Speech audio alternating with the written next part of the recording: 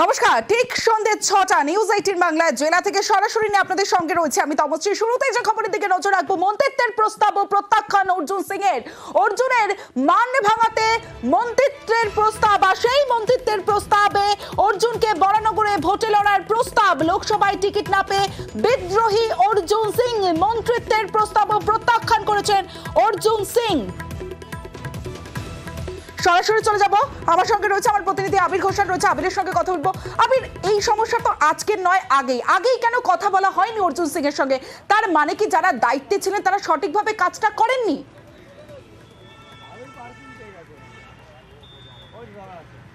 প্রথমত হচ্ছে যে অর্জুন সিং কে প্রার্থী হিসেবে যে চায় না তৃণমূল কংগ্রেসের বেশ কয়েকজন বিধায়ক, সেটা গত কয়েক মাস ধরে কার্যত স্পষ্ট হতে শুরু করেছিল। তারপরেও হচ্ছে অর্জুন সিং সঙ্গে দলের একাধিক নেতৃত্বের বৈঠক এবং অর্জুন সিং কার্যত প্রার্থী হচ্ছেন এই বিষয় নিয়েও কার্যত এক প্রকার নিশ্চয়তা অর্জুন সিং এর মধ্যেও তৈরি হয় এবং উত্তর 24 পরগনা জেলা নেতৃত্বের মধ্যেও সেই বিষয়টা নিয়ে ধারণা তৈরি হয়েছিল। সূত্রের খবর, যখন প্রার্থী তালিকা ঘোষণা করা হয় সেদিনকেই কয়েক ঘন্টার মধ্যেই অবস্থান বদল করা হয় এবং অর্জুন সিং যে তিনি খুশি নন প্রার্থী না হতে পেরে, সেটাও তিনি কিছুক্ষণের মধ্যে সেটা বুঝিয়ে দিয়েছিলেন।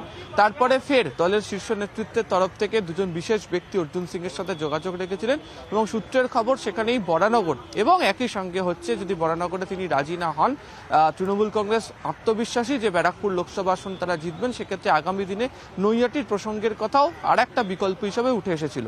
একই সঙ্গে হচ্ছে তাকে বিধায়ক পদ থেকে জিতিয়ে নিয়ে আসা এবং তাকে মন্ত্রিত্ব দেওয়া হবে এই ধরনের প্রস্তাবও তার কাছে গিয়েছিল। যদিও অর্জুন সিং তিনি বিষয়টা তবে প্রস্তাবের ক্ষেত্রে মানতে রাজি নন এবং তার বক্তব্য হচ্ছে যে তিনি ব্যারাকপুরেই সাংসদ হিসাবে লড়তে চান, সেখানেই তিনি টিকিট চেয়েছিলেন। দল তাকে বলেছিল তাকে টিকিট দেবে, তিনি সেই টিকিট পাননি, মন্ত্রিত্বের লোক তার জায়গাতে নেই। তবে তৃণমূল কংগ্রেস নেতৃত্বের বক্তব্য হচ্ছে যে দল মনে করেছে যে 42 আসনে যারা লড়াই করতে পারবে, বিভিন্ন ধরনের দলীয় সমীক্ষা বা বিভিন্ন ধরনের রিপোর্ট তারা নিয়েছিলেন, তার প্রেক্ষিতেই হচ্ছে 42টা আসনে 42 জনকে প্রার্থী করা হয়েছে। বহু ক্ষেত্রে যাদেরকে প্রার্থী করা হয়নি তাদেরকে অন্যান্য পদ বা অন্যান্যভাবে দল যে কাজে ব্যবহার করবে সেই বার্তাও দিয়ে দেওয়া হয়েছিল। এবং এখন এটাও বলতে শোনা যাচ্ছে তৃণমূলের অন্তরে, সেটা হচ্ছে যেভাবে অর্জুন সিং বিভিন্ন সময় দল বদল করার কথা বলছেন বা যে ইঙ্গিত দিচ্ছেন, সেটা মানুষ ভালো চোখে নেন না। ফলে অর্জুনের বক্তব্যের ক্ষেত্রে দাঁড়িয়ে তৃণমূল মনে করছে যে তাদের কোনো জায়গাতে অসুবিধা তৈরি হয়নি, তারা যথাযথ প্রস্তাব নিয়ে বা যথাযথ আলোচনা নিয়ে অর্জুনের সঙ্গে রাজি ছিল। অর্জুন এই মুহূর্তে সিদ্ধান্ত নিক যে তিনি তৃণমূল কংগ্রেসের সাথে সেই সম্পর্ক বা সেই প্রস্তাব মেনে নিয়ে কতটা এগোতে পারবেন। বেশ,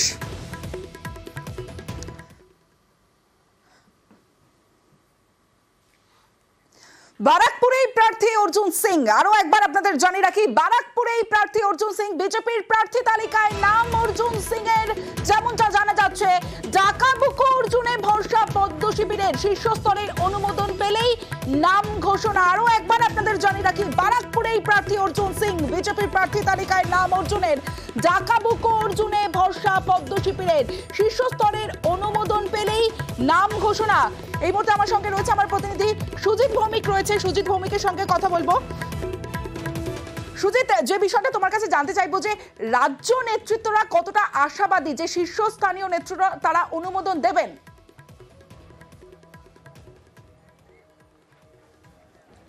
আশাবাদী অর্জুন, তার জন্য তার গলার যে ভয়েস, যেটা স্বর কিন্তু বদলে যাচ্ছে এবং তিনি কিন্তু মোটামুটি যে বলা যায় আস্থা অর্জন করতে পেরেছেন দ্বিতীয়বারের জন্য, সেটা তার কথাতে বোঝা যাচ্ছে। যেমন তেমন সূত্র মারফত যেটা তমশ্রী জানতে পারছি যে বিজেপি রাজ্য নেতৃত্বের বড় একটা অংশ তারা চাইছেন অর্জুনকেই ফের প্রার্থী করতে। তৃণমূলকে হারানোর লক্ষ্য নিয়ে অর্জুনের উপর আস্থা রাখতে চাইছেন।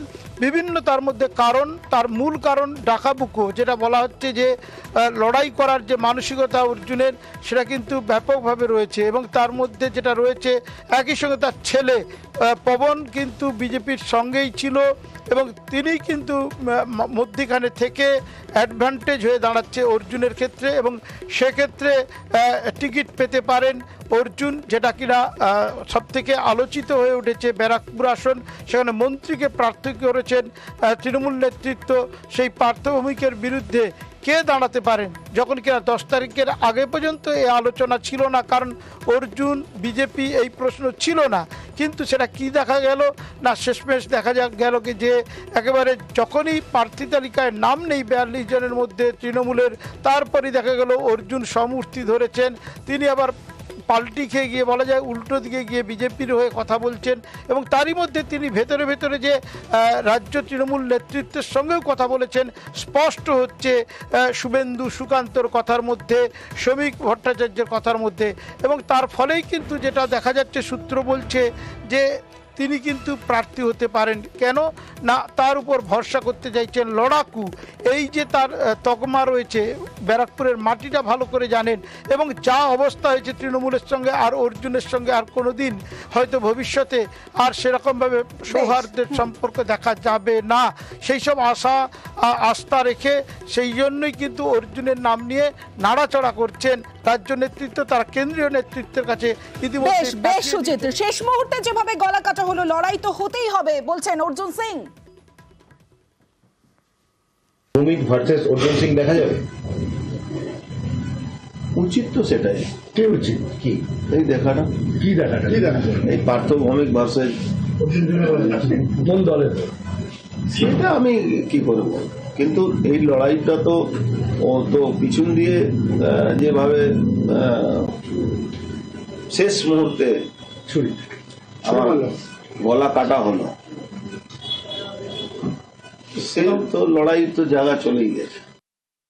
সেদিনও ওনাকে বলেছিলাম ভুল করছেন, অর্জুন সিংকে নিয়ে মন্তব্য করেছেন বিরোধী দলনেতা শুভেন্দু অধিকারী। সেদিনও ওনাকে বলেছিলাম ভুল করছেন। যাওয়ার আগে আমার সঙ্গে কথা হয়েছিল, নিজাম প্যালেসে একসঙ্গে আমি লাঞ্চ করে আটকানোর চেষ্টা করেছিলাম। ভারতীয় জনতা পার্টিতে কাকে নেওয়া হবে কাকে নেওয়া হবে না আমি ওপিনিয়ন সাজেশন দিতে পারি, সিদ্ধান্ত আমি নিই না, এর সিদ্ধান্ত দিল্লি থেকে হয়। এবং আমি আবারও বলছি, দলীয় নেতৃত্ব যে সিদ্ধান্তই নেবেন সেই সিদ্ধান্ত কার্যকর আমাদের মতো লক্ষ লক্ষ কার্যকর্তা করবেন। কারণ এই নির্বাচনে কাউকে ব্যক্তি বিশেষকে এমপি করার নির্বাচন নয়, এই নির্বাচন নরেন্দ্র মোদীজিকে তৃতীয়বারের জন্য প্রধানমন্ত্রী করার নির্বাচন। ইঙ্গিতপূর্ণ মন্তব্য দিলেন বিজেপি সাংসদ শ্রমিক ভট্টাচার্য। দরজা বন্ধ, কিন্তু ছিটকিনি দেওয়া হয়নি। অর্জুন সিং আমাদের দলে এসেছিলেন, তারপরে একদিন সুন্দর সকালে হঠাৎ তিনি গদাধর হয়ে চলে গিয়েছিলেন আবার তৃণমূল কংগ্রেসে। এবার তিনি বলছেন তার যাওয়াটা ভুল হয়েছিল, তিনি প্রতারিত হয়েছেন, এটা তার বক্তব্য। এবার যদি তিনি বিজেপিতে আসবেন কি কংগ্রেসে যাবেন কি সিপিএম এর সঙ্গে যোগাযোগ করবেন, সেটা অর্জুন সিং এর বিষয়। আমরা এটা বলছি যে আমরা ডায়লগে বিশ্বাস করি, আমাদের দরজা বন্ধ আছে, কিন্তু ছিটকিনি দেওয়া নেই। তিনি তো সাংসদ ছিলেন, তো তার বিষয়ে সিদ্ধান্ত যদি কিছু নিতে হয় সেটা কেন্দ্রের আমাদের যে সংসদীয় বোর্ড আছে, সর্বোচ্চ সংস্থা, তারা নেবেন। আর সরাসরি ইঙ্গিত সুকান্ত মজুমদারের, অর্জুনের প্রার্থী হওয়ার ইঙ্গিত দিয়েছেন বিজেপি রাজ্য সভাপতি। অর্জুন সিং আমাদের টিকিটে জিতেছিলেন, উনি তারপরে তৃণমূল কংগ্রেসে চলে গেছিলেন। এখন নিজের বোধোদয় হয়েছে, উনি বলছেন যে আমার যাওয়াটা ভুল ছিল। আমরা তো আগেই বলেছিলাম যে আপনি যাচ্ছেন ভুল করেছেন, এটা যাওয়া ঠিক নয়। অর্জুন সিং কি প্রার্থী হচ্ছে আপনাদের? সে তো পার্টির পার্লামেন্টারি বোর্ড ঠিক করবে। যোগাযোগ তো বহুদিন ধরে আছে, সে তো যোগাযোগ নেই, এরকম কোনো বিষয় নেই। আর গতকাল থেকেই আমরা দেখছি ক্ষোভ প্রকাশ করছেন অর্জুন সিং।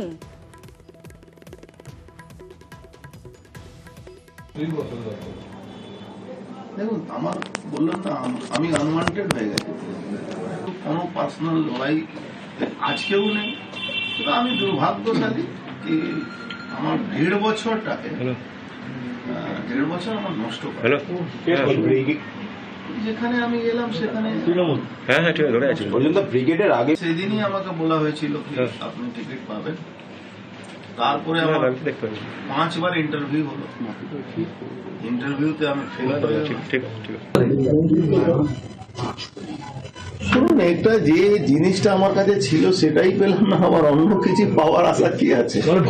নিশ্চিতভাবে যে যেখানে ছিলাম তার উপরে ভরসাটা আর নেই। কেন, যে ভরসা নিয়ে আমি এসেছিলাম 1.5 বছর আগে আমাকে আনা হয়েছিল, সেই ভরসা থেকে আমি সরে গেছি। এই নিয়ে কি বললেন অর্জুন সিং এর ছেলে পাবন সিং, শোনাবো। ওই দল আপনাকে কতবার প্রমিস করেছেন আর কতবার আপনার প্রমিসকে ফুলফিল করেছেন, আপনিও ভালো করে জানেন, আমিও জানি। ওর যে দলে আপনি ইচ্ছা করে তো যাচ্ছেন না ওখানে, আপনার তো এরকম পরিস্থিতি করে দিয়েছে কি আপনাকে বাধ্য হয় আপনাকে যেতেই হবে। আপনি যে বলছেন কি আপনাকে পদ দেবে, আপনাকে টিকিট দেবে, আমি আপনাকে 100% গ্যারেন্টি দিয়ে বলছি আপনাকে কখনো কিছু দেবে না। পার্থ ভৌমিকের বক্তব্য এবার শোনাবো আপনাদের। আমাকে মমতা ব্যানার্জি থাকতে করেছে, মানুষের কাছে যেতে বলেছে, আমি মানুষের কাছে যাব। অতএব স্বাভাবিকভাবেই ব্যারাকপুরের মানুষ শান্তি চান, তারা মমতা ব্যানার্জির সাথেই থাকবে। যে কোনো রাজনৈতিক নির্বাচন সবসময় কঠিন হিসেবে বিবেচনা করেই লড়তে হয়, কখনো ওভার কনফিডেন্সের থাকতে নেই। আমাদের কাজ হচ্ছে মানুষের কাছে যাওয়া, আমরা বরাবর তাই করেছি। আমি এখনো বিশ্বাস করি যে অর্জুন অনেক ম্যাচিওর পলিটিশিয়ান, ও নিজেও জানে বারবার দল বদলালে লোকে ভালো চোখে নেয় না, এই ভুলও করবে বলে আমার মনে হয় না। একদিকে যখন তৃণমূল প্রার্থী করেনি লোকসভা নির্বাচনে তখন ক্ষোভ, অন্যদিকে বিজেপিতে যাচ্ছেন অর্জুন সিং। এই খবর যখন, এই জল্পনা যখন সামনে আসছে তখন অর্জুন সিং এর অফিসের ছবিটা যদি দেখাই, বদলে গেল নেতা। অর্জুন সিং এর অফিসে সরলো মমতা বন্দ্যোপাধ্যায়, অভিষেক বন্দ্যোপাধ্যায়ের ছবি, নেত্রীর ছবি সরলো। অর্জুন সিং এর অফিসে ফের বসলো নেতার ছবি।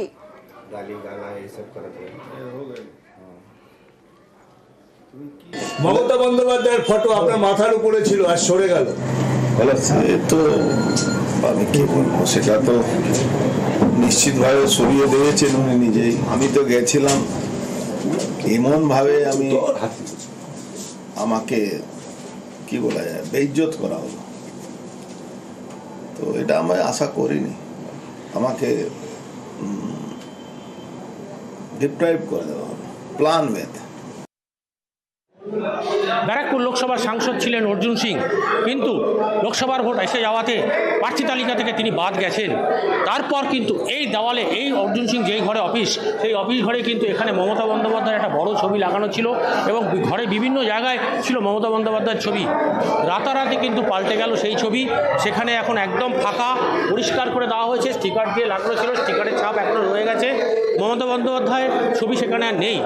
এর থেকে কি বোঝা যায় তিনি কি দল পরিবর্তন করছেন? এটা কিন্তু তার একটা বড় ইঙ্গিত। কিন্তু তিনি পরিষ্কার নিজে মুখে স্বীকার করেননি এখনও তিনি কোথায় যাচ্ছেন। তবে তার বডি ল্যাঙ্গুয়েজ, তার কথাবার্তায় কিন্তু পরিষ্কার তিনি বিজেপিতেই যোগদান করছেন। শুধু সময়ের অপেক্ষা। ভাটপাড়া থেকে অরুণ ঘোষ, নিউজ 18 বাংলা।